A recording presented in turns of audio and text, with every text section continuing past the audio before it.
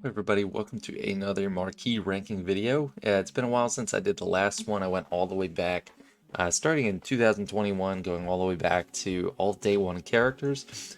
But now that 22 is closed, it's time to rank all the characters that came out in 2022, just Marquees though. Not any other characters like Conquest or Journey Guide or something like that. But I'm going to go through January all the way until the end. And whereas 2021 ended with the Starkiller tunes, 2002 opened up with Iden Versio. And Iden Versio is my first ranking, but also my first S tier.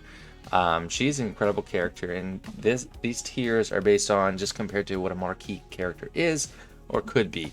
So Iden is very impressive to me. I mean, getting 100% Terminator at the beginning of the battle, doing an AoE that's also mass assist and stuns, is crazy. Her buff, which just keeps everyone alive, makes everyone revive. She's kind of like, she's like Hera with Phoenix, but if she can give that special buff to everybody and it's better, maybe Phoenix needs to rework, because if you got something like this in the game, you could definitely improve that backup plan on Hera.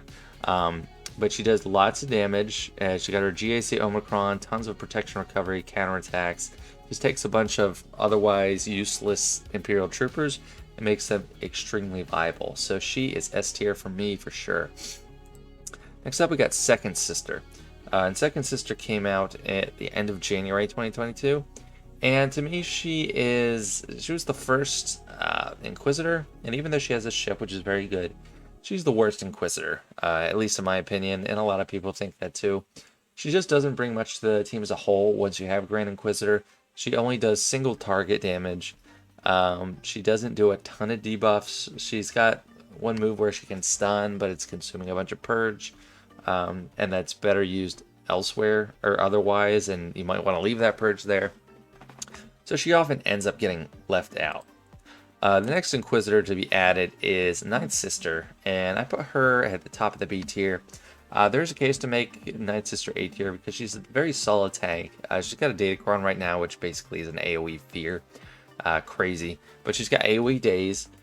Her second special isn't, I mean, it's not crazy. It consumes purge, does damage over time to them for each stack of purge, which usually I try to avoid using it because I don't want to consume the purge. But she's just a great tank, takes the hits. This is one of the only plug-and-play Inquisitors just because she is an Empire tank.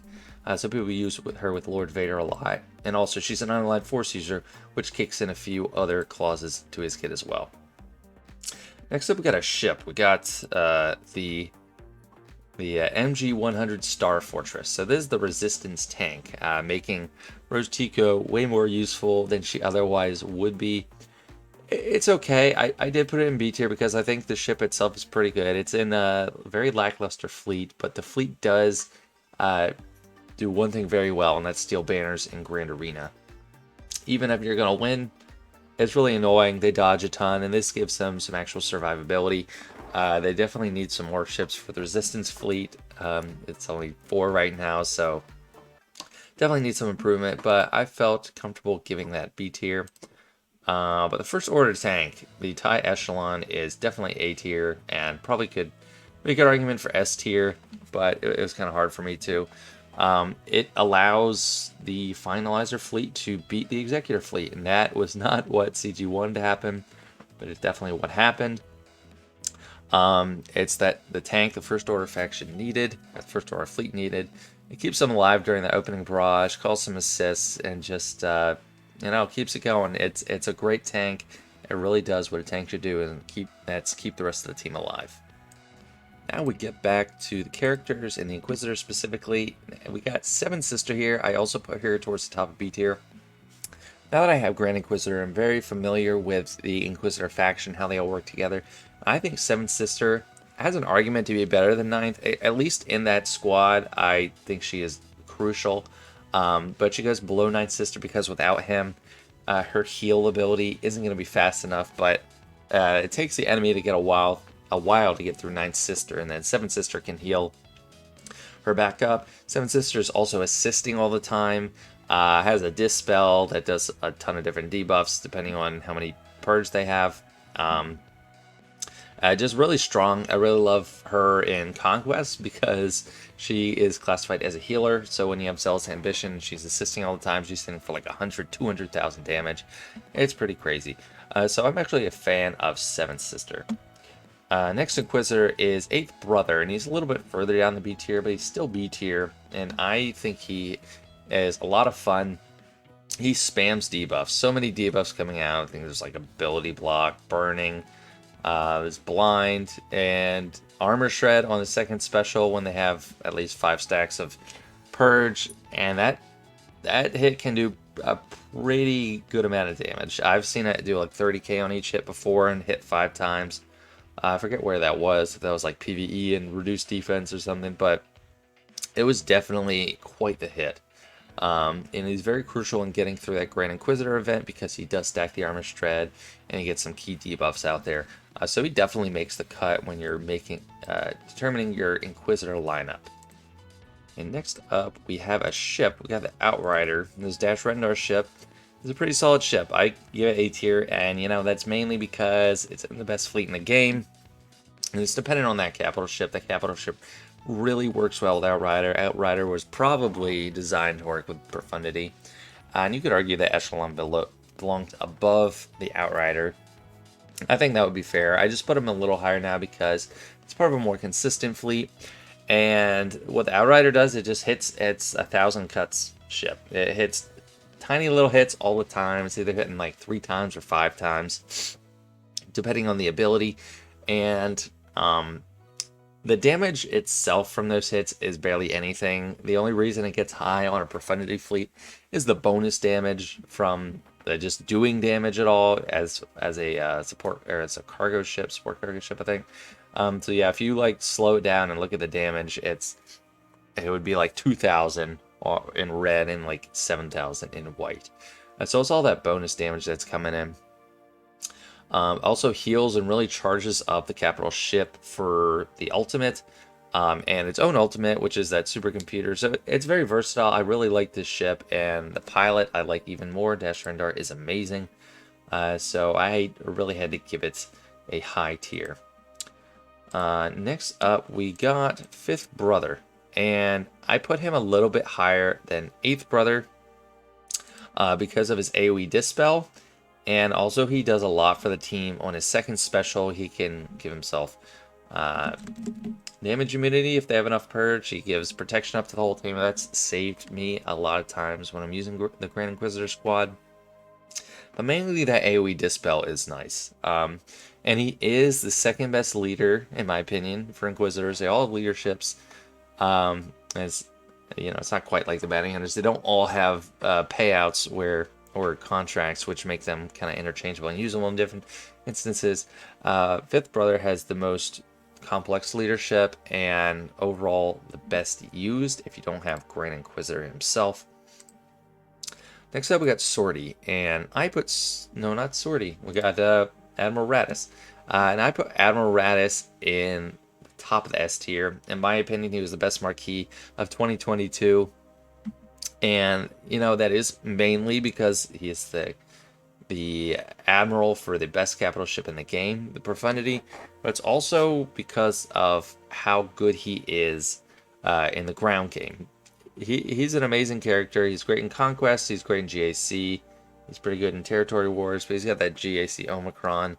If you don't take care of him right away, and he's a very thick character, you're just going to get wiped. I went in with Darth Vader once, killed everyone too fast, even with the cooldown reduction, Datacron, and he just brought everyone back to life and wiped me out in one fell swoop, and it was pretty demoralizing, but it was also kind of funny. Also in Rise of the Empire TB, I put him in on Kessel, on the Relic 8 zone, under like Commander Luke Skywalker. Everyone else died. I'm like, okay, this is 0 out of 2. And he just wouldn't die. He stayed alive forever, and he slowly whittled them down and won a wave for me just by himself because he's that thick and he has decent damage, and I don't know, he's just crazy. I really like him. I like his AoE. I like his call to assist. I like his reviving. His buffs are insane. His ultimate is just next level. So for me, he was the best of the season. Next up, we got Sortie, and she is A tier for me. She's a great kind of MacGyver, taking a bunch of random stuff, droids specifically, and making them work together as long as they aren't separatists, which separatists need kind of a buff overall. They need an infusion of talent. She is great in Conquest. She has a Conquest Omicron, but I can't think of a reason to get it because even without it, she is dominant. Give her team some zealous ambition, and she wipes out the whole team in just a second or two.